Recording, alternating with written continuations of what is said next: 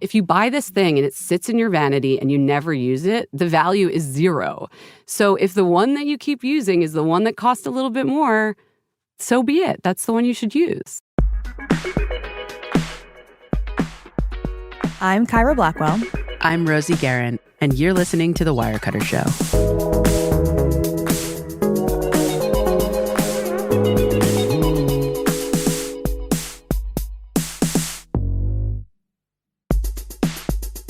Hi, Kyra. Hi, Rosie. Hi, my friend.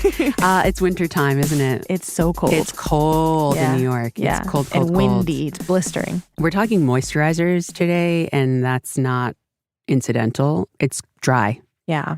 It's dry. My skin is crying right now. Mine too. So I was excited to see Wirecutter's guide published about facial moisturizers and body lotion, specifically things you can find in the drugstore. I want to know more because I realize I know very, very little. Yeah, I'm really excited to learn more too. And I'm excited for the person who's going to take us on this journey. It's Jenn Sullivan. She is amazing. She's a senior editor here at Wirecutter on the beauty team. And she's been covering beauty for at least 25 years. So she's going to really walk us through the basics of moisturizer, what you know, what you think you might know, and how to apply them and keep your skin smooth, soft, and hydrated all winter long. So 60,000 questions for Jenn after the break. We'll be right back.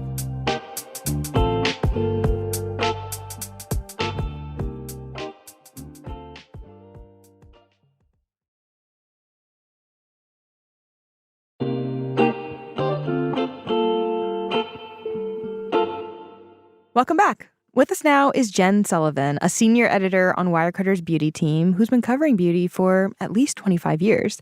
She also hosted her own award-winning podcast, Fat Mascara, so Jenn really is a pro. Hi, Jenn. Hi. Hi.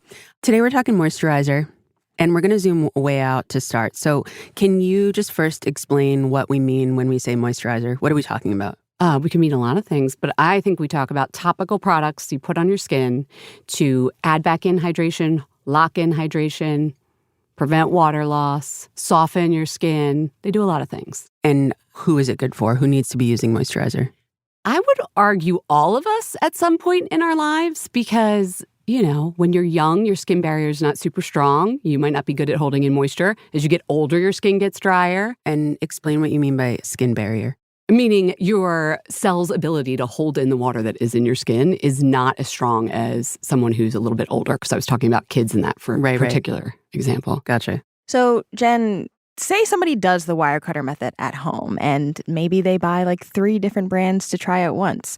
What should their testing process actually look like? Oh, I'm so glad they're trying to mimic what we do in the office because we put a lot of work into it. If you want to buy 3 and you want to try, I mean, I would say buy 1, see if it works, and then buy the other 2. Yeah. But if you have sensitive skin, I would say patch test first. Just use a little bit to make sure that it doesn't irritate you right on contact. On any part of your body? Dermatologists say, and by the way, guys, I am not a dermatologist, so everything I'm saying, take with a grain of, salt. Try your body first and make sure that, you like the scent. It doesn't bother you, all of that kind of stuff. Got it. And then, I don't know if people are going to like this, but at least 30 days to see how it works for your skin. 30 days? It takes that long for your skin to, turn over and get a new set of skin cells going. So you really want to, see how it worked through that whole process. And you really do have to pinpoint. So if you're going to add something new to your routine, don't change anything else. So if you do see something wrong, you can know exactly what the problem is, right? Spoken like a Wirecutter editor. Wow. Yes. So Single variable. Yes. So can you tell us what people should look for to know if the moisturizer is working or if it isn't working? I feel like a good moisturizer, you're going to forget about. You're going to find yourself using it because your skin feels comfortable and good. It doesn't feel like anything. It doesn't make you feel worse. And your skin is acting the way it should. Yeah. And if it's not, you're itchy, you're maybe a little red, maybe you're maybe a just bumpy. a little, yeah. Well, then definitely change things up. Change it up. Okay. So this guide, specifically this facial moisturizer guide, we have 7 picks and 8 in the body lotion guide. Can you first explain the difference between facial moisturizer and body lotion? Because I think many people use them interchangeably. Some people use them interchangeably. Or at least want to. Or at least want to. The difference between face moisturizer and body moisturizer is marketing.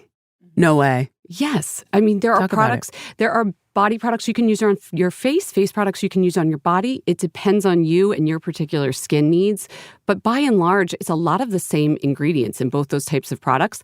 I will say that the body skin tends to be drier. So those products tend to be like richer formulas, a little bit thicker, maybe more occlusives, which are those skincare protecting. They protect the barrier of the skin. Like a Vaseline? Petroleum jelly is an occlusive, Okay. yes, but there are lots of others.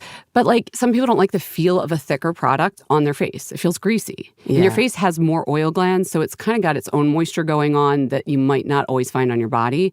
But by and large, if like a product works for you all over, you only need one product. Live your life.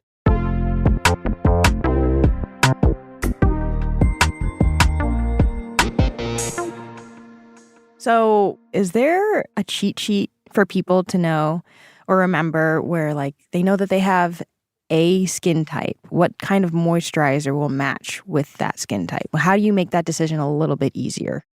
It's all preference. Okay. It really is. That's why we have so many choices, because we want to give you options. There's no set math equation of like drier skin needs more of X ingredient. Yeah. It's different for everybody. We're unique people. We have a whole microbiome that's completely different than the person next to us. We like different things, how they feel, how they smell, all of that. So that's why we have so many choices. I will say, if you tend to be on the drier side, our testers found this, a dermatologist would say that thicker, more occlusive, more hydrating, richer might be the word that I'm trying to use. Mm-hmm. Those are the products you might want to look for. If you have oily skin and you put that on, a lot of people come away being like, that made me greasy. Yeah. So you don't want that. Yeah. Okay. And when it comes to moisturizing, what do you think is the most misunderstood skin type? I mean, I would talk to a dermatologist to really get into this, but for me, it's probably sensitivity in general, the idea of sensitive skin. I think a lot of people think they're inherently just so sensitive, but what's really going on is something in their environment or some product that they're using, not even a skincare product, could be like the laundry detergent or the air was drier. So cleaning products. yeah, and then we try and fix the problem. We use more stuff to fix the problem, and paring back and making things simpler might be the fix. So I think that's kind of a misunderstood concept. And the thing to be careful of with this moisturizer that we didn't touch on yet is the idea of active ingredients. These are the treatment ingredients. Like they might be in your face lotion, but they're for treating things. These are like retinols, peptides, sometimes alpha hydroxy acids.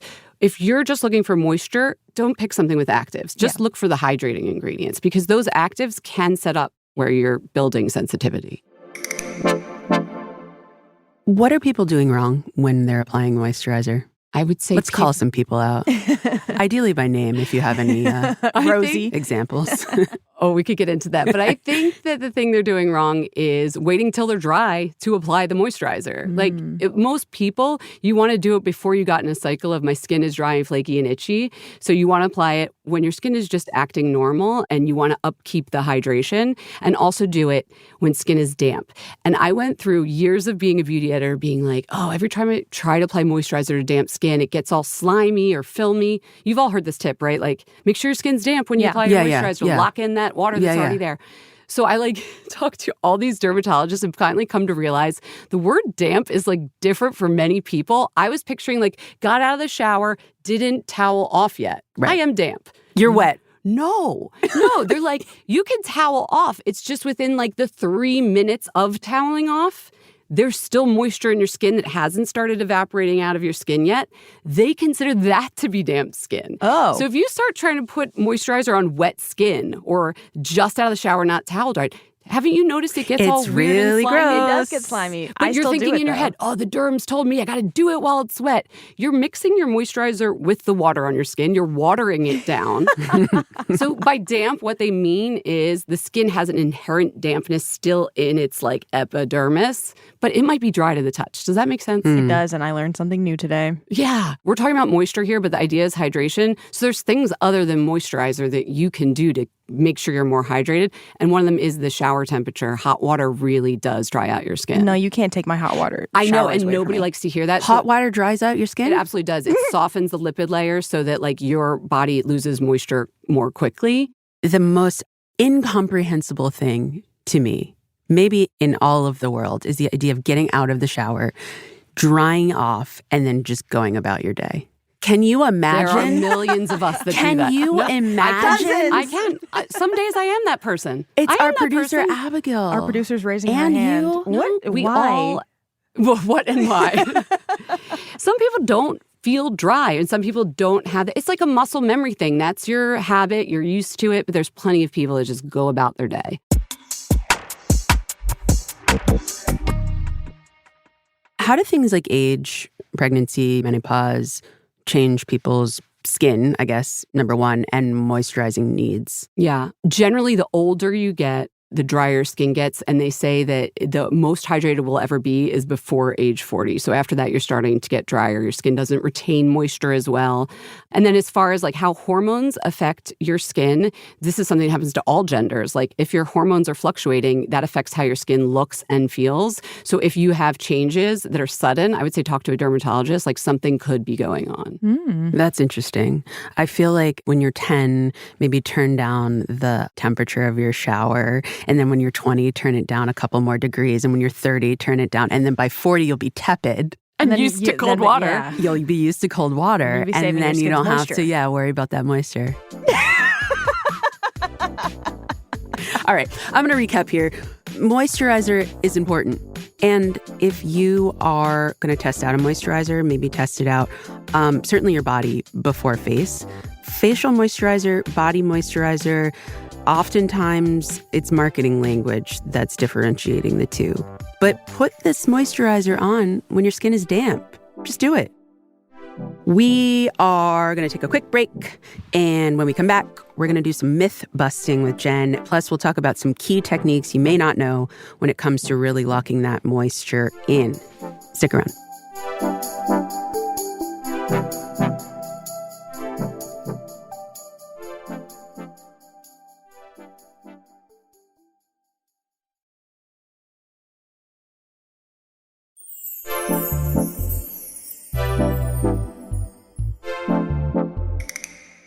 Welcome back. Our guest today is Jenn Sullivan, a senior editor on Wirecutter's beauty team. Today's episode is all about moisturizer.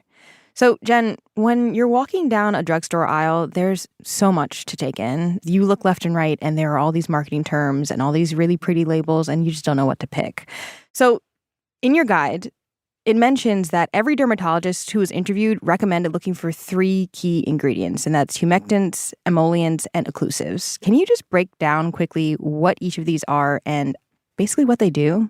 Humectants attract moisture to the skin, either from deeper in the skin or from, the environment. Occlusives lock in moisture. And then emollients are actually skin softeners. Some of the humectants can be an emollient. Some of the occlusives can be an emollient. But these are the things that sort of make your skin feel better. Okay. Will it say that on the label for each moisturizer? It won't. But a humectant, again, the things that attract moisture are things like glycerin and hyaluronic acid. Okay. An occlusive is that those are the locking in ones. This kind of makes sense to me. Mm-hmm. They're like the oils. They're the thicker ones. They're the plant oils, the shea butters, the petrolatums, the ones that like if you slathered it on, it would make like a protective barrier. Those are the occlusive ingredients. And then the emollients, those skin softeners, again, some of the things I just mentioned can also be emollient, but something like squalane is like a true emollient. Got it. And usually when you don't have to look at the label and look for any one of these things because the odds are that they always have all 3. Yes, and you can just go to our Wirecutter guide because all of our picks have all 3. Right, and you do the work for us. Yeah. Thank you. What a cheeky plug. What are some other popular marketing buzzwords that you might see or hear in the drugstore beauty aisle? Things that might sound important, but actually maybe aren't? How long do we have? As much time as you want. The names of these products, they're like 15 words long and they have a complex and it brightens. And then we've got essences and we've got this and that. And it's all marketing. The majority of those terms are not regulated. The one that gets me is medical grade. A cosmetic is a cosmetic. It is not a medicine. Medical grade means nothing with regards to skincare. Natural's another one. Natural means nothing. Glycerin feels like, it feels like chemistry class. Can be from a natural source. But I get our instinct to want something that feels more natural, feels like I'm not putting an unnecessary product on my body. So I think that's why companies use that word so much. And they might themselves define it as something that came from a plant-based source. But there's no regulation in the government as to what that means. So it depends on how the company is defining the word themselves. Right. Plant-based is another thing that you see, I feel like. And it's without regulation, it's hard to know unless you go digging, right? Correct. Like squalane can be plant-based. It can come from olives. That's plant-based. Doesn't really sound like something like coconut oil, which sounds truly plant-based. Right. Jen, most of the picks in our guide are affordable drugstore brands. They're very affordable. Like, you won't feel bad about buying them on the regular because you're not spending a bunch of money. But there are a couple that just aren't. They are maybe $100 more. You have one, I think it's the Augustinus Bader Rich Cream, which sounds expensive, and it's like $300. Why would somebody pay that much for something that they could get for much cheaper? Because they can afford to. Truly. I think the moisturizer you want to use and that you like is based on what is my budget, what am I looking for, what am I going to know I reach for again and again. I will say the testers that tried that product pretty much all loved it. It's a luxurious experience. Yeah. And like, you want to feel good. It's the same with like your food or your clothes or whatever. There's all levels that you can pay for. It's based on your own budget, your own choices, where you want to put your money. So, I mean, I wouldn't judge that. And that product is quite lovely. But what makes it lovelier than the rest? The story that they're telling about it, the bottle that it's in, you know, it has some proprietary ingredients you might not find in others. And maybe one of those, when you put it on your skin, you were like, this is the thing that solved all my problems. And if that's you and that product is making your life better, go for it. I like that. Okay. I'm not doing that, but I appreciate And people who can. the testing is brand concealed, right? So It depends on the guide. Okay. We sometimes do 2 levels of testing. We first have our guide writer test it themselves, and they know what the brands are, and then they brand conceal it for others. So it all depends on which guide we're talking about. The body lotions. We also have a shower gels, soaps. I mean, soaps was kind of hard to brand conceal. Yeah. Yeah. This $300 moisturizer, though, I mean, I feel like if it's brand concealed and people are loving it, it's compelling. Yeah. If you have $300 to drop. I mean, it's about texture for a lot of people, too. Sometimes with a bit more money, a company could create a better texture because they're using ingredients that cost more at raw material level. I won't say that difference is from $10 to $300.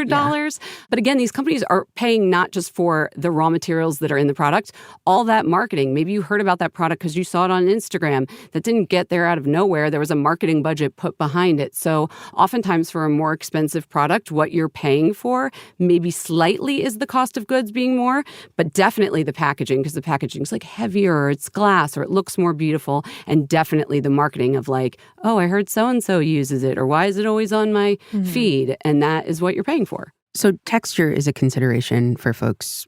Another thing is how something smells. So what I imagine is fragrance. How did that factor into the testing, and what are your thoughts there? Huge factor for a lot of people. Generally speaking, if you have sensitive skin, dermatologists say to look for fragrance-free products, which means there's no added fragrance. If you turn them over, you won't see the word parfum or fragrance on the ingredient label, because these can be irritating. They're not irritating for all people, though. So some of us like a scent because it encourages us to use it. So they might have fragrance in them. And that doesn't mean it's bad for you. There's no inherent problem with it unless it causes you irritation. So we have picks that are both fragrance-free and those that also are just traditional and might have a fragrance in them. And I imagine unscented is not fragrance-free. Oh, no, there's a big difference. Fragrance-free means like no fragrance additives in there, which means actually sometimes when you smell the product, you'll smell something because you're smelling those moisturizers. Shea, for example, has a scent to it. And if you didn't add extra fragrances or masking fragrances, you're going to smell the shea, but it will still be fragrance-free. Unscented is different. That's like they might only add a fragrance that masks that shea smell to get them to a neutral place. So it kind of doesn't smell like anything, but that doesn't mean it's fragrance-free. There is that additive in there, and it can still be causing irritation. Got it. I think it is important, back to this idea that fragrance might not be an issue. Like you might not have sensitive skin. It's sort of narrowing down what your skin wants and what it doesn't want. And sometimes the only way to do that is to sort of do that consistent testing for 30 days and figure out what's going on. Exactly. And different fragrances affect people differently. So if you try one scented or fragrance product and you don't like it, it doesn't immediately mean anything with fragrance is bad for you or it won't be good for you. I love it.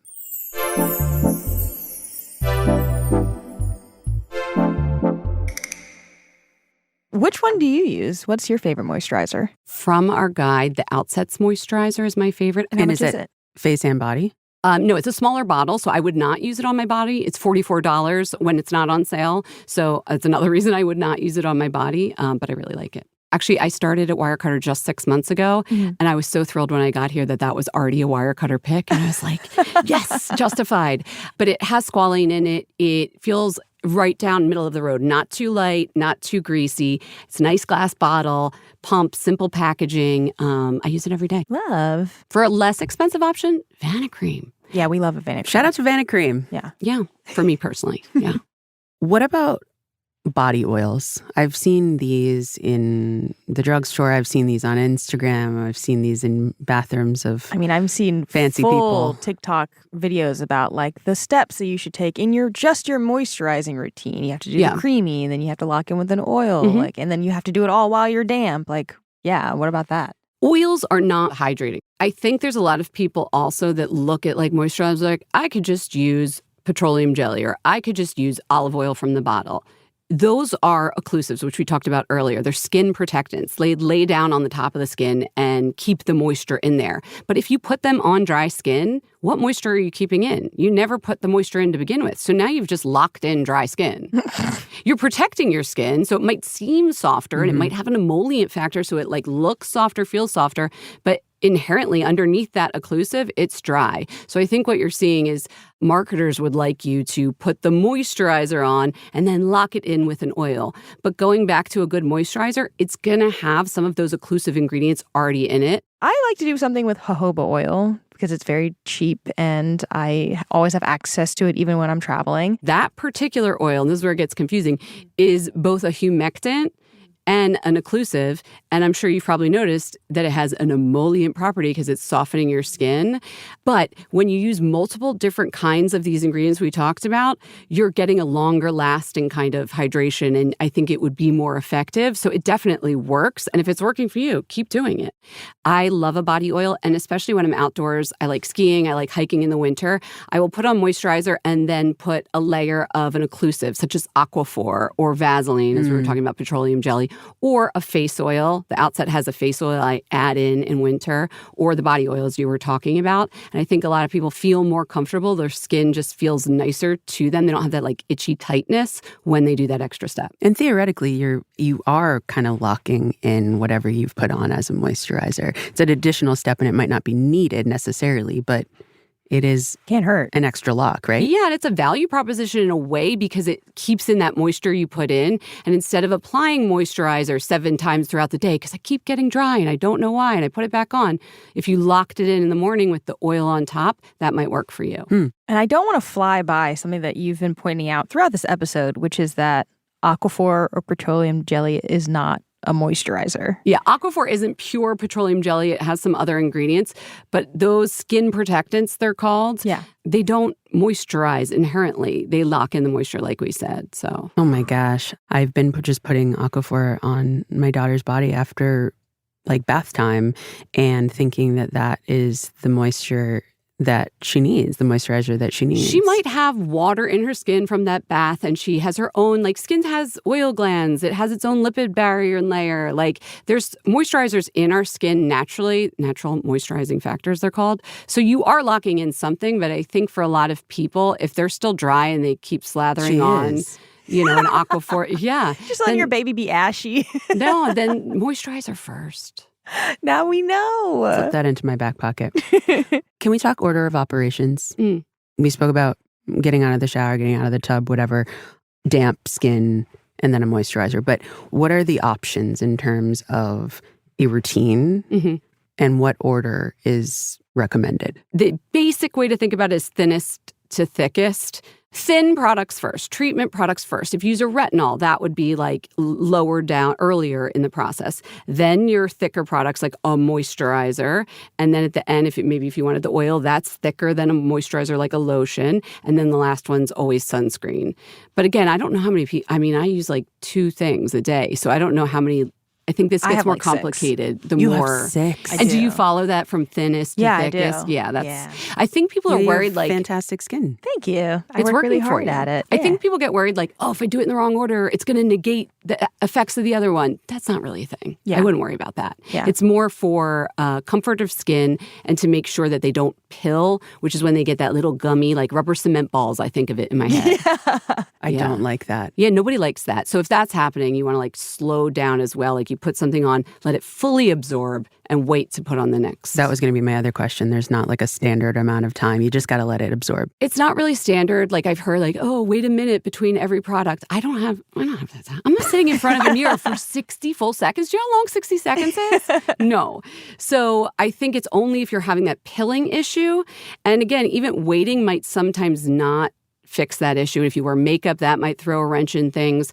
So you might want to play around with that. But generally, if you wait, you'll be less likely to have that pilling effect. But other than that, you don't necessarily have to wait a long time between these steps. I don't know if this is a fair question, but does makeup often come after this moisturizing routine? For most people, I would For say most they're people? they're doing their skincare routine or moisturizing because moisturizer makes a nice base for like something like a foundation. We just came out with our foundation guide and we had everybody test them after they did their regular skincare routine, whatever that meant to them. So yes, it would come afterwards. Got it. Okay.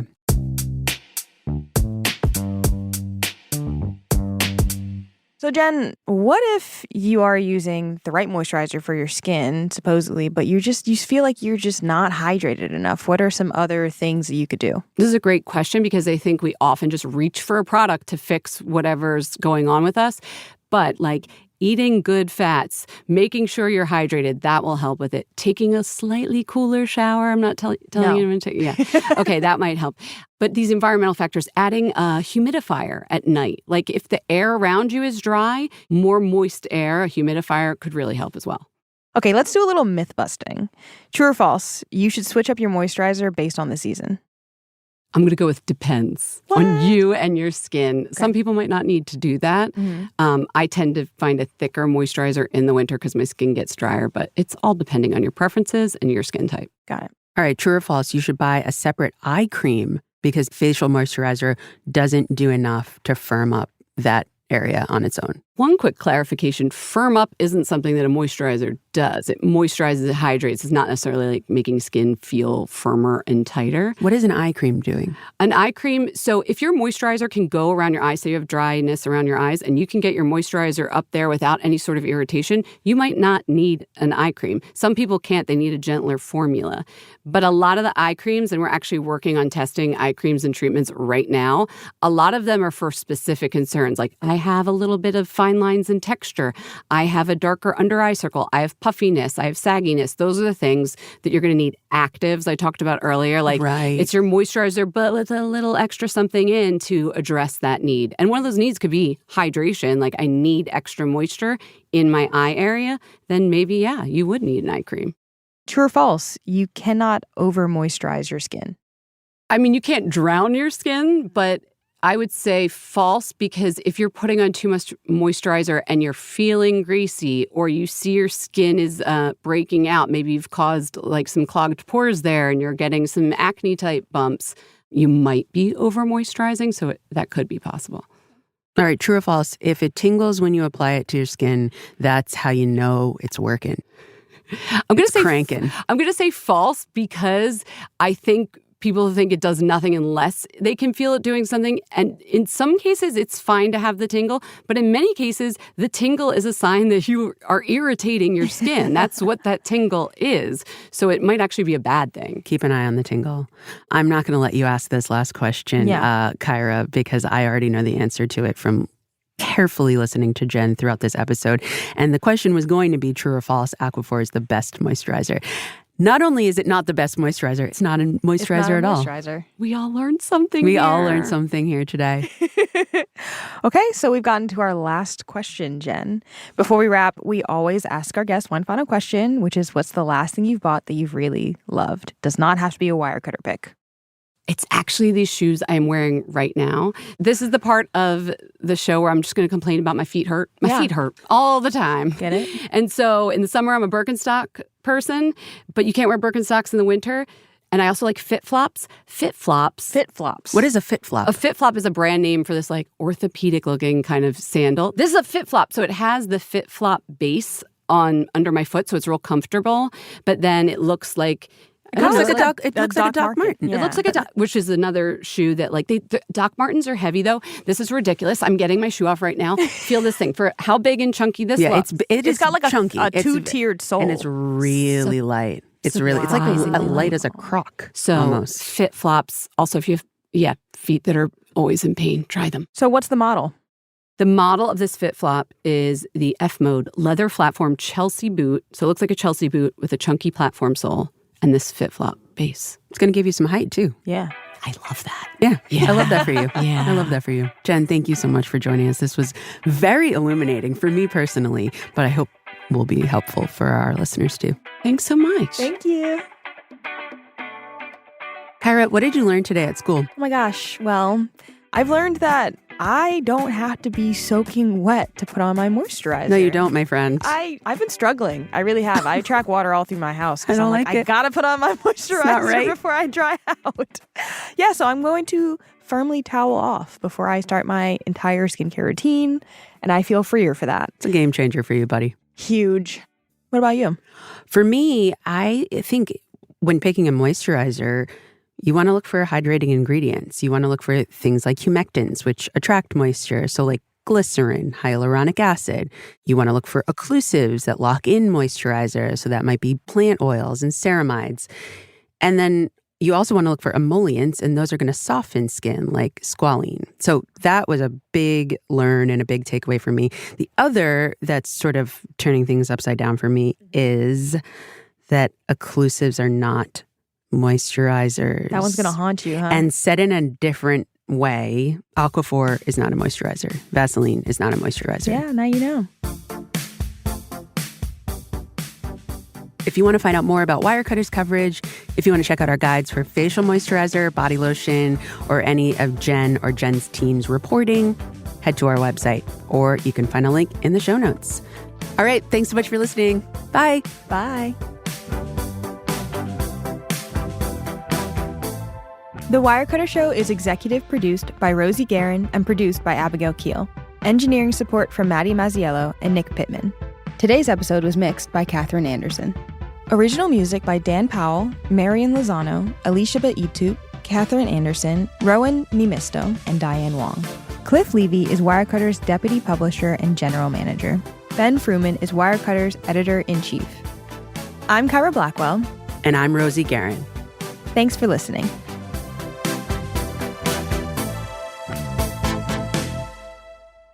I like to pat down instead of like a rub, towel down, and then I'm damp. Yes. And then the moisturizer goes on. Well, not that This anybody is going to asked. be R-rated.